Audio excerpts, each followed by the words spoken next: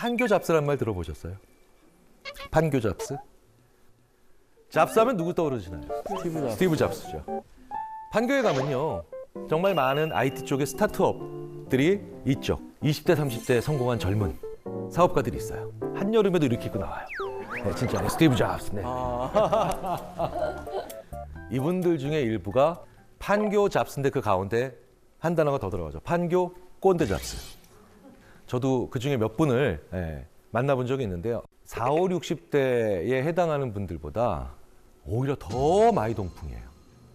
진짜 어떻게 20대에 30대에 어떻게 이런 말을 할 수 있을까? 이렇게 자기 인생관이 확고부동할까? 네. 40, 60대는 그래도 아까 이재용 씨께서도 자꾸 이렇게 저를 눈을 마주치고 계십니다. 어쩔 수 없이. 네. 우리는 그래도 좀 그런 얘기 안 들으려고 노력이라도 하지 않습니까? 네, 그렇죠? 네. 꼰대인 거 알아야죠. 저도 그래서 저만 빼고 대학원생들이 회식하고 MT 가는 거 다 알아요. 네, 다 알아요.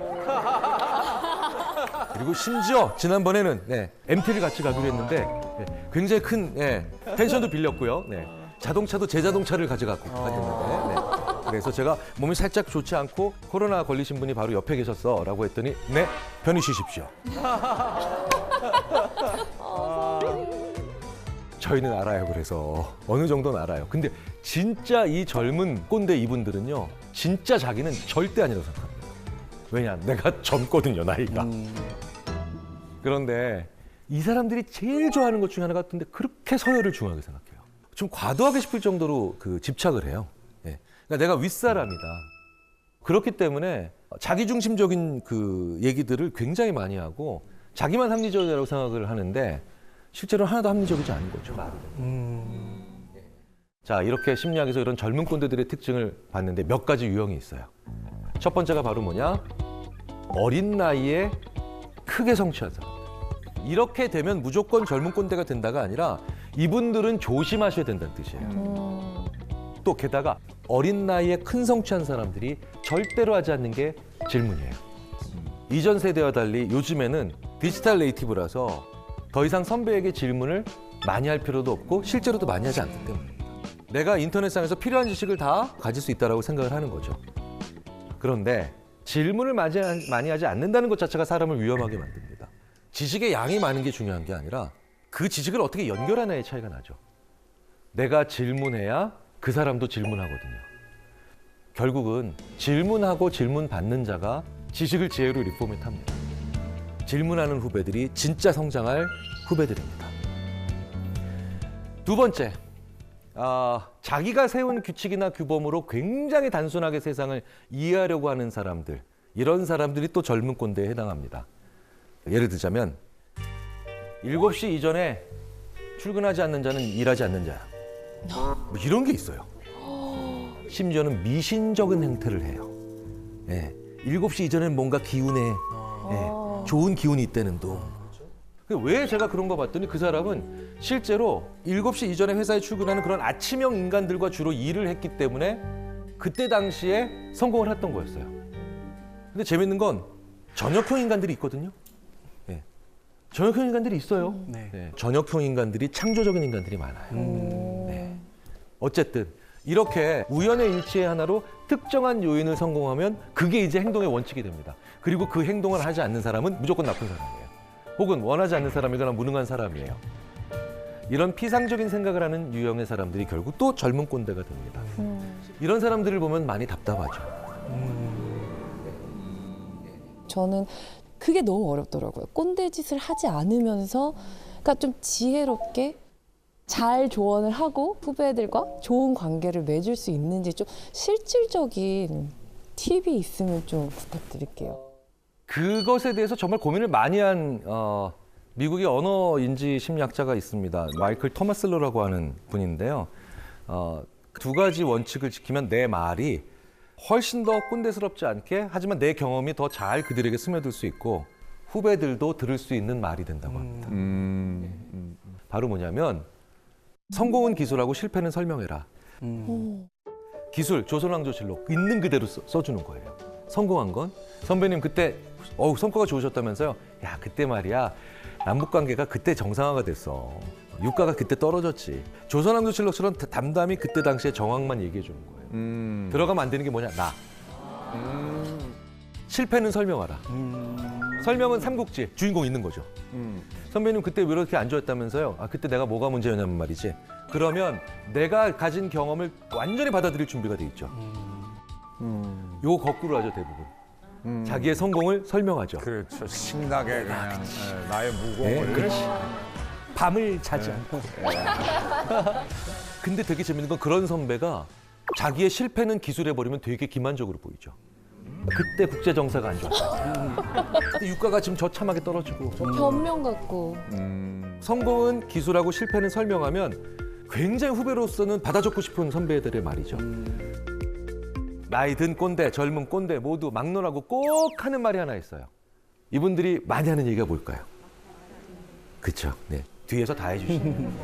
천만 불짜리 그 용어인 것 같아요. 라떼는 말이야, 그렇죠? 네, 네, 정말. 아 그런데요, 하셔도 돼요.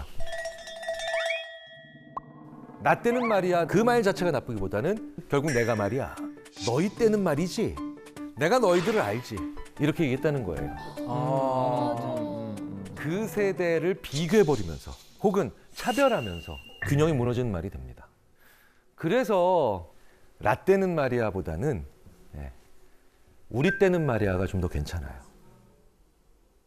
내가가 아니라 우리 때는 말이야 우리가 이렇게 힘을 합쳤어. 이렇게 얘기하면 그래? 그때는 그렇게 힘을 합쳤다는 거지? 이 선배의 이야기가 그렇게 위선적으로 보이지 않는다는 거예요. 그래서 진짜 안 좋은 칭찬이 바로 뭐냐면 어우 요즘 젊은 사람답지 않게 일을 참 잘해요. 요즘 젊은 사람을 한 방에 보내버리는 말이죠. 근데 우리가 이런 말 되게 많이 해요. 반대로 우리 이재용 씨께서 김용준 씨한테 이런 칭찬 들었다고 생각해 보세요. 기분 되게 이상할걸요? 어머 선배님 나이 드신 분답지 않게 옷을 참 잘 입으십니다. 나이 드신 분답지 않게 옷을 참 잘 입으십니다. 어머.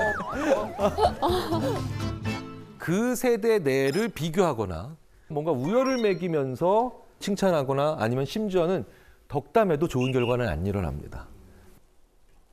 가장 좋은 칭찬과 대화는 우연한 득점에 있습니다.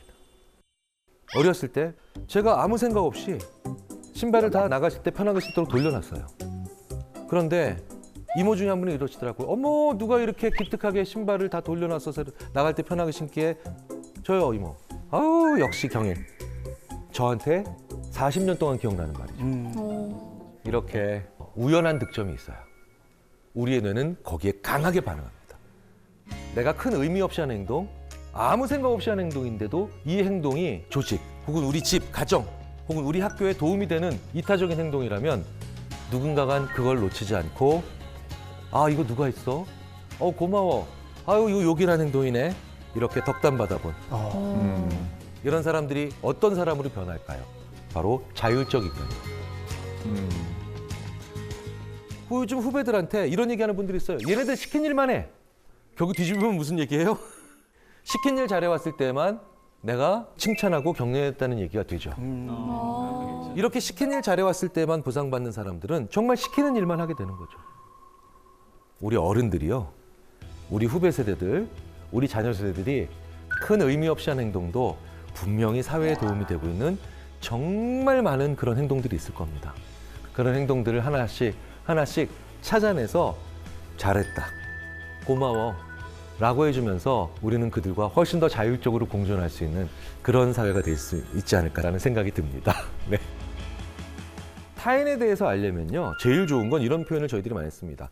그 이해할 수 없는 모습이 분명히 내 안에 있을 거라는 거죠. 네. 그리고 그걸 발견하게 되면 그러면 그때부터는 내가 주인공이 되니까 그 사람이 왜 그러는지를 알아내기가 굉장히 쉬워져요. 내 안에 저 사람이 보이는 아주 이상한 모습이 좀 정도는 약하더라도 나한테 있다라고 하는 걸 알아낼 수 있는 제일 좋은 근거가 바로 뭐냐? 평상시에 일기 써놓으시는 거예요. 네. 여기서 중요한 팁 하나가 있습니다. 일기를 아침에 쓰세요. 어저께 일어난 일이잖아요. 그 감정 속에서 살짝 벗어나와서 쓰는 거예요. 어제 이런 일 있었고 저런 일 있었고 저런 일 있었는데 이래서 좀 그랬음, 이래서 좀 저랬음. 끝이에요. 그 일기 속에서 원망이나 아니면 행복이나 기쁨이나 막 번민에 막 묻혀 있는 그런 일기가 아니라 그걸 이렇게 한 발자국 떨어져서 이렇게 보는 눈이 생기더라고요. 일기 안에 있는 나와 대화를 하거나 그걸 잘 쳐다보면 내가 나를 볼 줄 아니 타인도 이제 볼 수 있게 된다는 겁니다. 알기도 어렵고 참 여러모로 정말 신기하고도 어려운 게 우리의 마음 또 타인의 마음인 것 같습니다. 우리 자신도 누구에게 지옥 같은 타인이 될 수 있잖아요. 타인의 마음을 조금이라도 이해하기 위해서 이 자리에 모인 여러분들께서 이미 좋은 어른이시고 그 과정에서 이해할 수 없는 사람, 납득할 수 없는 사람들의 수를 좀 더 줄여나가고 우리도 그런 사람이 될 수 있는 그런 위험을 줄여나갈 수 있지 않을까 그런 생각이 들면서 오늘 정말 긴 시간 동안 함께해 주셔서 정말 감사 인사를 드립니다. 감사합니다. 마치겠습니다. 감사합니다. 감사합니다.